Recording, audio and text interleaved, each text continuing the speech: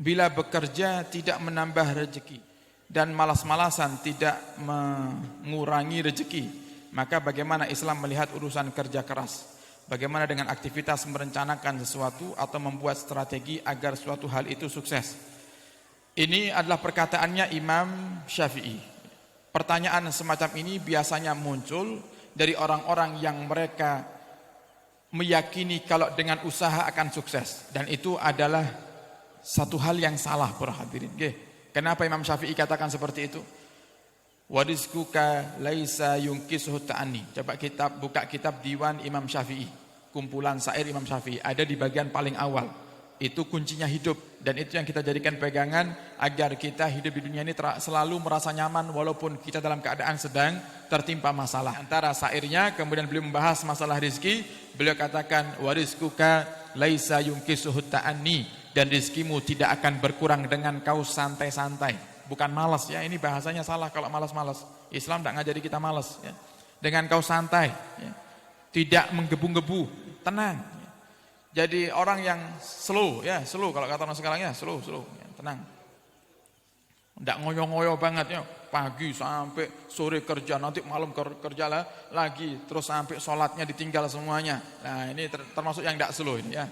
Kemudian jadi bukan bahasanya bukan malas-malasan ya. Warizquka laisa yungkisuhu ta'ani, ta'ani itu perlahan, nyantai, tenang. Slow itu nama bahasa Arabnya ta'ani. Walaysa yazidu fir rizqil ana'u, dan tidak akan bertambah rizkimu dengan ana'u. Ana'u itu apa? Ana'u itu capek, bersusah apa? Payah.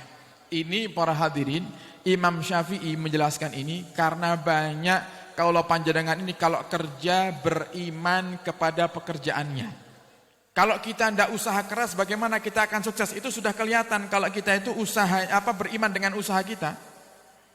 Padahal ada orang-orang para hadirin yang mereka sukses mungkin tidak dengan usaha yang keras. Makanya pernah saya ceritakan bagaimana Allah menjadikan seorang itu sukses. Ada satu kawan kita para hadirin yang dia itu hutang bank. Kalau tidak salah sampai 6 bank dia hutang. Butuh modal miliaran.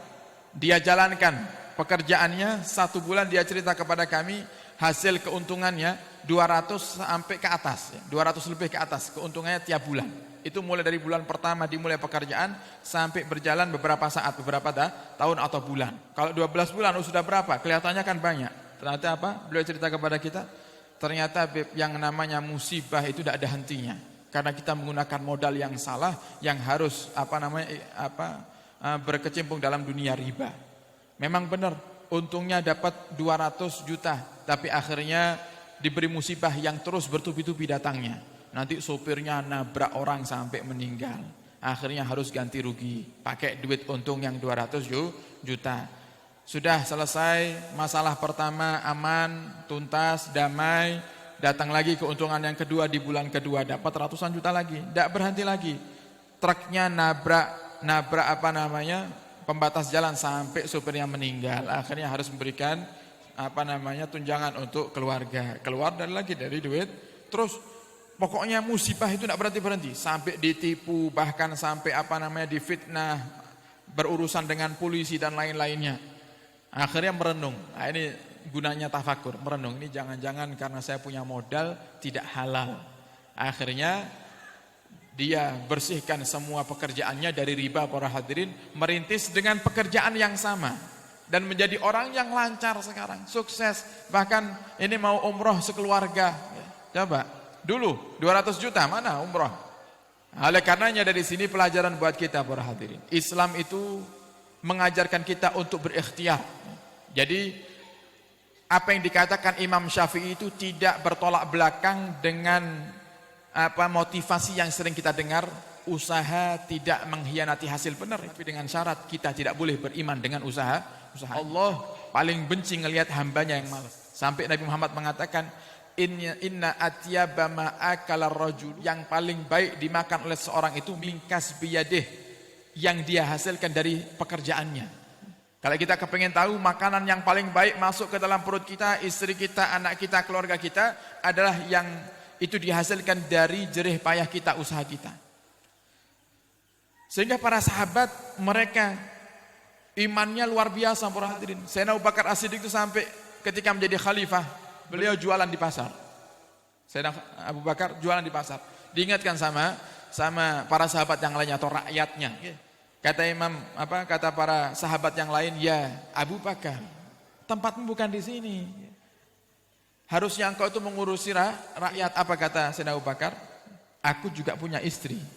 Aku juga punya anak yang harus aku nafkahi, maka izinkan aku untuk bekerja sesaat dan nanti aku akan urusi rakyatku. Nah, berarti mereka usaha para hadirin. Islam itu mengajarkan untuk kita berusaha.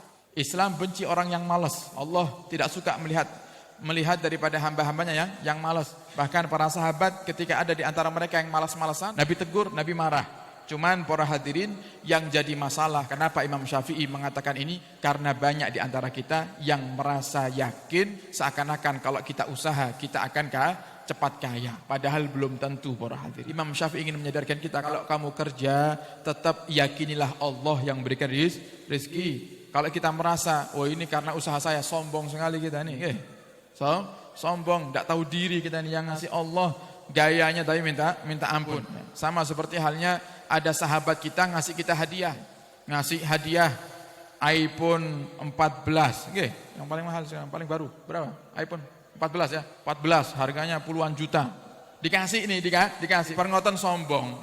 Awakmu HP apa? Alah, Cino.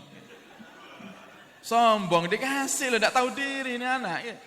Dikasih sombong sama itu. Sama kita kalau usaha, kok kita sukses, kok ternyata malah kita sombong, Allah itu ngelihat murka, ini kurang ajar, dilancarkan rezekinya sudah ya, ini makan nih dunia kata Allah. Tambah dikasih sama Allah, nuwafi ilaihi ma'malahum. Allah tambah sirami kita dengan dunia. Tujuannya apa? Semakin berat nanti hisab kita di akhirat. Nah, sehingga para hadirin tetap kita harus berusaha keras, tapi dengan syarat iman tetap kepada Allah, yakinnya tetap kepada Allah. Dan justru semakin kita yakin kepada Allah, semakin cepat Allah akan berikan rezeki yang lancar. Man yattaqillaha yaj'al lahu makhraja wa yarzuqhu min haitsu la yahtasib. Barang siapa yang bertakwa kepada Allah, Allah akan berikan solusi kepadanya dan Allah akan berikan rezeki dari jalan yang tidak disangka.